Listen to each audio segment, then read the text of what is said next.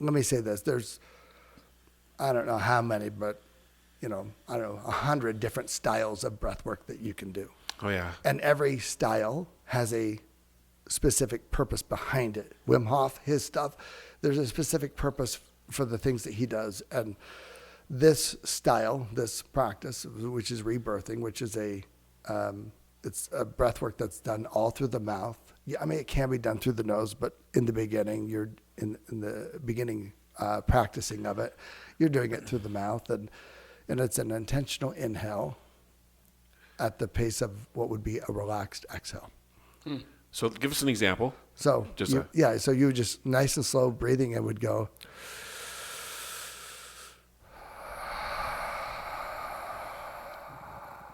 Intentional breathing. Now, as he's doing this, I want you to think how often you think about your breathing. You never think about your breathing. We're all unconsciously breathing, and I would imagine that most people's lung capacity, we're using 30 or 40%. The more stressed we become, the shallower our breathing becomes. One of the things that you do, you teach breathing. I teach breathing to the baseball players because it's so important in controlling your power. What never occurred to me was I've most of my life walked around going, because I am always about fight or flight. I'm always in kind of a stressful situation. I've had stressful jobs. My job now is stressful. I've been in law enforcement and I was in all these military positions, and it's stress. And I never realized that I've never breathed. And I think most people would surprisingly find the same thing. Yeah. So when you take a deep breath in, and when you do that, when you do it, if your shoulders go up, you're stressful breathing. That is breathing through your chest, which is your sympathetic system, which is your sympathetic system is supposed to match your environment, right? So if your environment's stressful, now you're going to be geared to handle the stress, right? But parasympathetic breathing, which is through your belly, your diaphragm, that resets your body, puts it in its recovery mode, and puts you in a very relaxed state. And, flow state, and I'm actually in a course with Steven Kotler, who wrote Stealing Fire with Jamie Wheel. Oh, yeah, I've read that. So he does a flow state, certified flow state coach training that I'm in right now. Wow. And it's interesting because at the beginning of every training that we do 5 rounds of breathing, nice and slow. He's like, because what they say is that in order to unlock flow, you have to be relaxed. Yeah. You can't be wound up. So they say in order to unlock flow in this teaching environment, we need to unwind you. So we're going to spend the first 5 minutes breathing, getting you back in a relaxed state so that you can be in a flow state so we can get the most out of everybody in this class. And I found it really helpful, like just 5 minutes. It was like 5 breaths. She's like, let's just do 5 breaths. Just 5 breaths. I'm like, wow, 5 breaths. Like, I'm pretty relaxed after 5 breaths. That's actually pretty good, The thing that's interesting about this is that you don't know. I had a yogi that I was seeing for a while last year, a counselor, and I'd go to his office and I'd roll in there right on time. I had come from an appointment and I had an appointment right afterward. This is my life. I'm like, we're booked. I load my days where if I'm 5 minutes late this morning, I'm going to be 5 minutes late this evening because I'm going to be boom, boom, boom all day. And I would get in there, and before we'd even start talking, he'd be like, okay. And he would do this parasympathetic breathing, and it would be annoying. I'm like, no, I got shit I need to talk about. Let's get this done. Yeah, I got some stuff to do. I had an agenda, and we'd do the breathing, and afterwards I'm like, oh, okay, all right. You know what's so crazy about this is like you're putting a whole language on top of something that I found. The way that I tell the boys and the way that I found it was baseball. Baseball coach here. Yeah. And I'm trying to, when I was playing, I have that ADD thing, so I was always overthinking. Well, somewhere along the line, I found out there's only 2 ways to actually occupy your brain. You either can count, and anybody that's been counting money, and somebody says something to you, and you get like, and you forget where you're at. Oh, yeah. Right? Yeah. Or manipulating your breath actually occupies your brain. Yeah. So what I found is like, doing these breaths that you're talking about before a meeting, this is how I would calm myself to stop thinking when I would step up to bat. Yeah. And these high school boys, this is now our new mantra. We do breath work to go into taking at bat. It's wild how powerful and how relaxed, and it calms them down. Or as the at-bat's going, that strike 2, oh boy, take a deep breath. It's fine. Deep breath. Calm down. You got this. Yeah. It's powerful, powerful stuff. 100%. Yeah.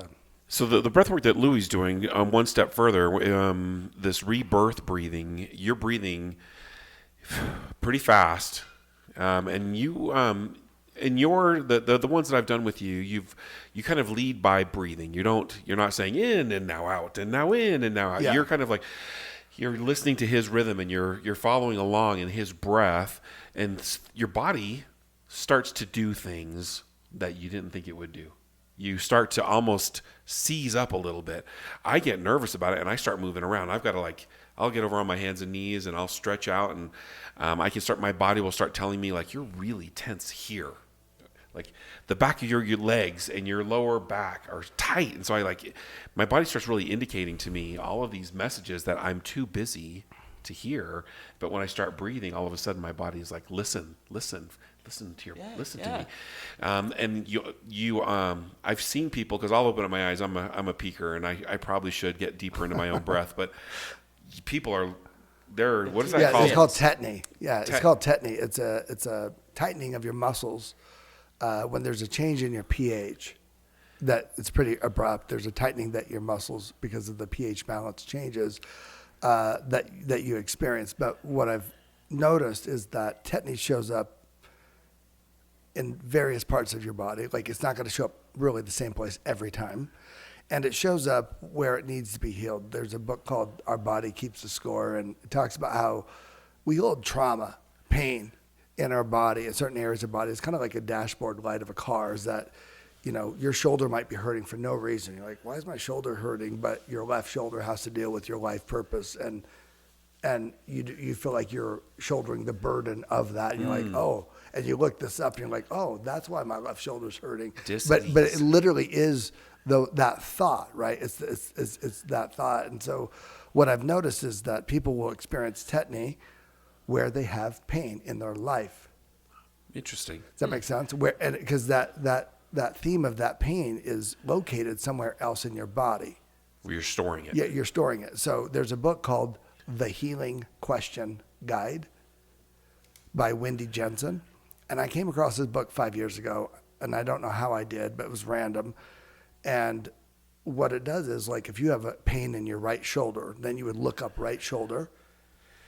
And then there's a list of questions, and those questions are, like, on point. I mean, I'll just tell you this. I had a guy that was, like, in his mid-60s that thought breathwork was bullshit.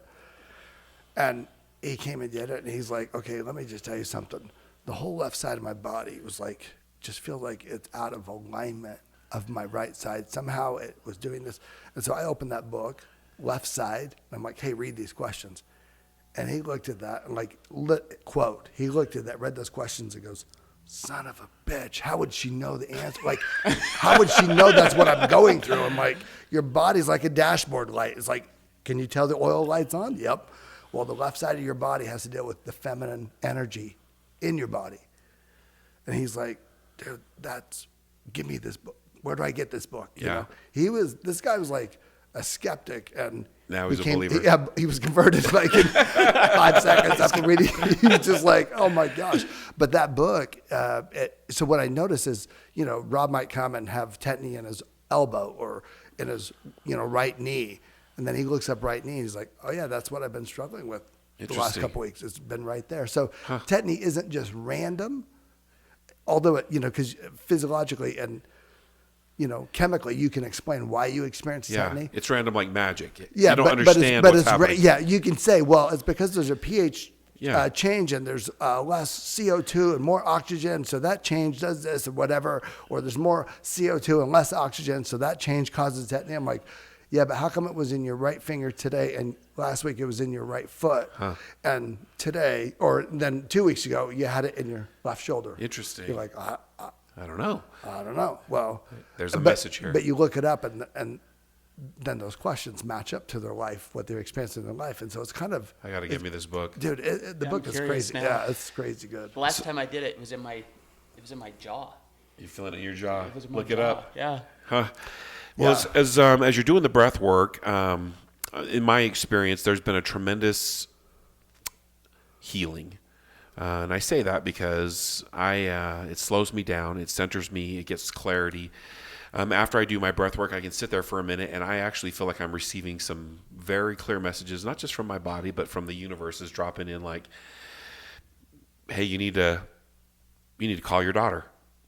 Like very, very distinct, clear messages. And I've always struggled with, and I'm air quoting now, prayer, because prayer to me, those me just talking and going on and going around.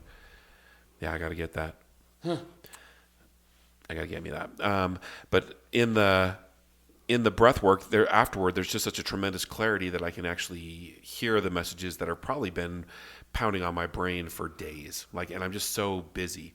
I'm the kind of person that can like slam my finger in the door and wonder like, when did that happen? Like, I've been bleeding out my finger all day. You know what I mean?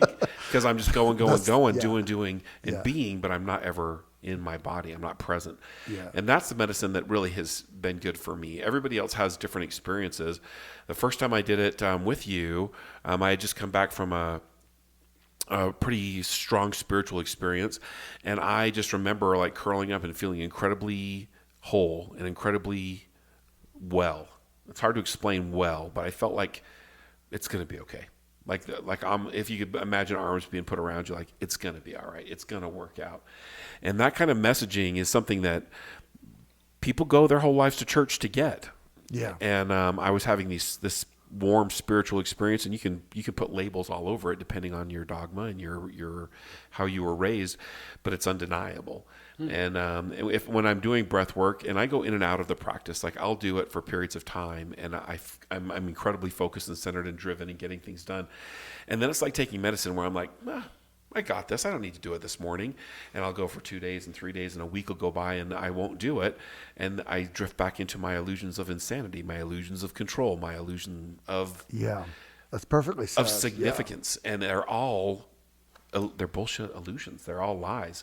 And when I'm doing my breath work and I'm getting centered, man, I'm much more connected to my wife. I'm much more connected to me. I'm much more connected to my kids and my friends, my business, my leadership, all of the things that I have to do get done well. Yeah. Or better. Can I say better? Better. Yeah. I love that too, because something that I teach in my practice is I speak Greek, and I thought it was bullshit that I went to Greece, But what I love about it is that Greek, it's still the same language. Yeah. And what I love about Greek is that the words in Greek mean what they say they mean. So, just for example, as a missionary, you would say baptize. And in Greek, baptize means submerge. It doesn't mean put water on you. The word means to submerge. I'm going to submerge you. It's not baptism like spiritual. It's really, we should say submerge, because that's what it means in Greek, right? Anyway, the word for breath in Greek is spirit, or for the word spirit in Greek is breath. So I would say the holy breath is here. Oh, wow. Okay. So you would say the holy breath is here. And then, you would use the word inspiration. And the word inspiration means God's breath. So here's how I'd say it. The holy breath is here, and now I have God's breath. And I would like to share with you what God's breath wants you to know. Wow. And they would say, okay, if you have God's breath, speak it. Let me hear it. That's how they say, speak it. Speak it. Say it. Yeah. Legitate. They're like, say it. Yeah. Okay, I'm going to tell you. I have God's breath. Here's what it's saying. Wow. Then they'd say, get the hell out of my house. Like, what happened? You just said to say it. Yeah. What was going on? No, but so to me, that's kind of crazy. And the other day when I was doing breath work, I had to explain that. And then, and I always say that, we say breath work, but like you explained it. You're like, for those of you that don't know, breath work is this. In Greek, we would say spirit work. It's spirit work, right? And so in the Bible where it says God did breathe into man his spirit, the breath of life, like in Greek, it's like, and God did breathe into man his breath, the breath of life. Interesting. Does that make sense? Or the spirit. So my point is that we were doing this practice the other day, and I just said, I would normally say, listen to the sound of your breath going in and out. And then I said, listen to the sound of your soul going in and out, in and out. And I'm like, I got emotional. I'm like, and I said it again, listen to the sound of your spirit going in and out of your body, in and out. How does it feel when it goes in and out? Notice how good it feels when your spirit can freely go in and out of your body. And I was saying that, I'm like, oh, dude, this is awesome. That's what it means. That's what it means. That's why it's so calming, so focusing. So when you said, I get all these messages, well, of course, because you've paid attention to your spirit. Yeah. Like, and when you're paying attention to that, yeah, there's everything, you know. It makes everything better, you know. And it's interesting that you should. That really resonates with me, Louie, because when my spirit has a chance, it's like, finally, listen. I've been trying to get a hold of you for weeks. You never listen to me. I've been calling and calling. You're never home. You're like, and you don't listen to Annie, and you don't listen to me. La la la la. You're like, illusions for me, please. That's amazing. So you do this breath work, and afterwards you go outside, and the sky is clear. The birds are singing. Even I did it in the early mornings with you in the dead of winter, and walking outside and just seeing the snow on the mountains and the sun coming up and the clouds and just clarity, just visual clarity, spiritual clarity all the way around. And I'm going to sound like a little bit of a religious zealot because I do believe that it's of the things I've tried, fasting and praying and all of the psychedelics that I've sampled in my life, there's nothing as powerful as your own breath. Yeah. It's amazing. And you know what's so interesting? I had a person come a couple weeks ago, and they said, I don't know if I should be doing this because I think it's going to make me question everything in my life. And I'm like, it should. Yeah. Like, this is why you should do it. Yeah. Because you should ask and find out and know. And like how could your breath lead you astray? Yeah. Does that make sense? Yeah. Like, if you can't trust your breath, if you can't this isn't synthetic. Yeah, no one's making you. He's like, but I felt like I was on everything I've heard about drugs. It felt like drugs. And I'm like, well, drugs is the counterfeit of your breath. It's not.